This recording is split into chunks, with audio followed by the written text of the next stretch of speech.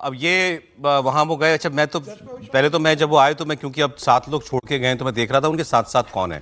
तो साथ साथ उनके देखिए चल रहे थे मनीष सिसोदिया, दिल्ली की पूर्व मुख्यमंत्री आतिशी जी थी, वो उनके साथ चल रही थी। एक विधायक हैं ये, संजीव झा नाम है इनका शायद, संजीव झा, वो उनके साथ चल रहे हैं। तो भाई दिल्ली में खैर लोग कम हो गए, लेकिन दिल्ली की बड़ी पार्टी है आम आदमी पार्टी। एनीवे खैर, सत्याग्रह का नाम दिया है उसको प्रोफेसर साहब इन्होंने।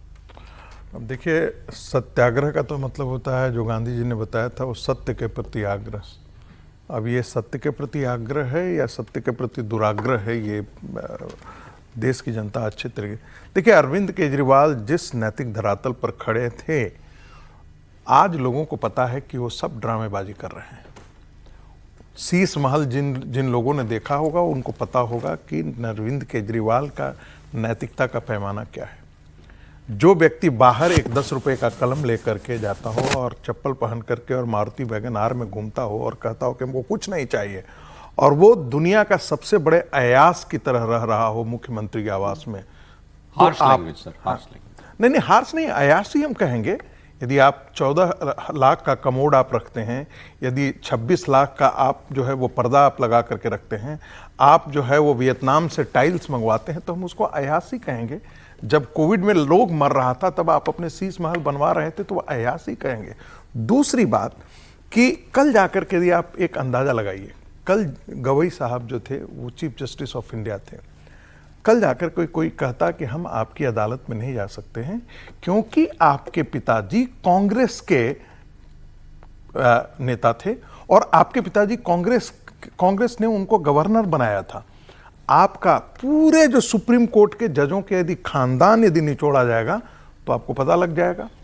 एक चीफ जस्टिस थे, उनके एक बारे में कहा जाता था कि जो केस देख रहे थे अरविंद केजरीवाल का, उनके वकील के साथ वो बहुत दिनों तक विदेश में भी थे। तो कहा जाए कि भाई आप लोगों के तो पहले से सेटिंग हो रखी है, तो आपके अदालत में तो इस वकील को होना नहीं चाहिए, ये वकील आपने खड़ा किया है तो आपको नहीं होना चाहिए, इस केस की सुनवाई ही नहीं करनी चाहिए।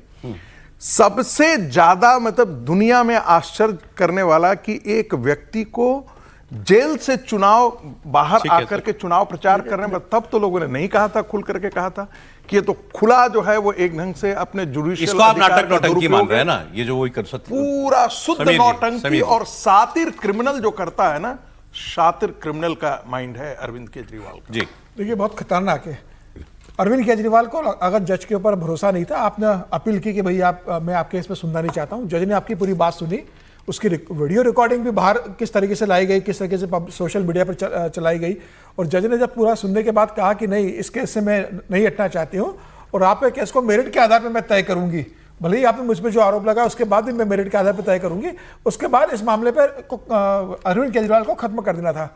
लेकिन अरविंद केजरीवाल इस मामले को वहां तक राजनीतिकरण करना चाहते हैं कि कल ऐसी स्थिति उत्पन्न हो जाए कि कोई भी जज अरविंद केजरीवाल के खिलाफ पर्याप्त सबूत और साक्ष्य होने के बाद भी उनके खिलाफ जजमेंट देने से डरे कि बाहर मार्केट में अरविंद केजरीवाल ने यह परसेप्शन बना दिया है कि मेरे खिलाफ तो सारे जज पहले से तय कर चुके हैं कि अरविंद केजरीवाल को दोषी बनाना है।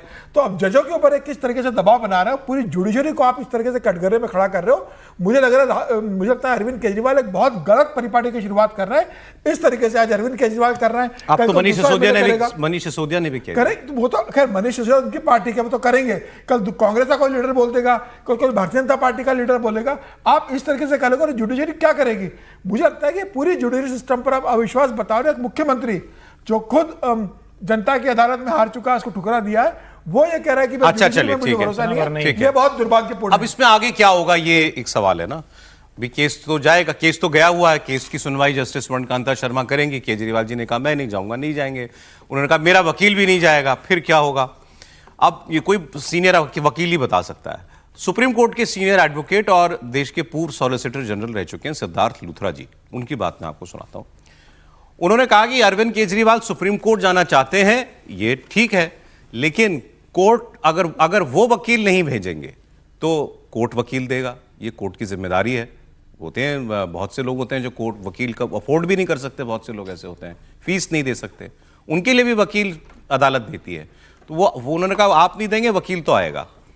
दूसरी बात उन्होंने एक और की, उन्होंने कहा अरेस्ट वारंट भी आ सकता है। वो थोड़ी समझने वाली बात है, सुनते हैं सिद्धार्थ लूथरा जी। अगर केजरीवाल साहब अदालत नहीं जाते तो दो चीजें हो सकती हैं। एक तो पहले तो अदालत उनको नोटिस करेंगी, फिर क्योंकि उन्होंने जमानतनामा भी दिया हुआ है, बेल बॉन्ड दिया हुआ है, तो उनके विरुद्ध वारंट भी, बेलेबल वारंट भी इशू हो सकते हैं। और अगर फिर भी नहीं वो आते तो अदालत उनकी तरफ से एक अमाइकस या लीगल एड डिपार्टमेंट से, लीगल एड अथॉरिटी से एक वकील को अपॉइंट किया जाएगा, जो वकील साहब फिर आके बहस करेंगे और उनकी तरफ से जो तर्क पेश करने वो पेश कर देंगे। मेरा मानना ये है कि अब केजरीवाल साहब सुप्रीम कोर्ट जाना चाह रहे हैं, इसीलिए उन्होंने ऐसा किया है।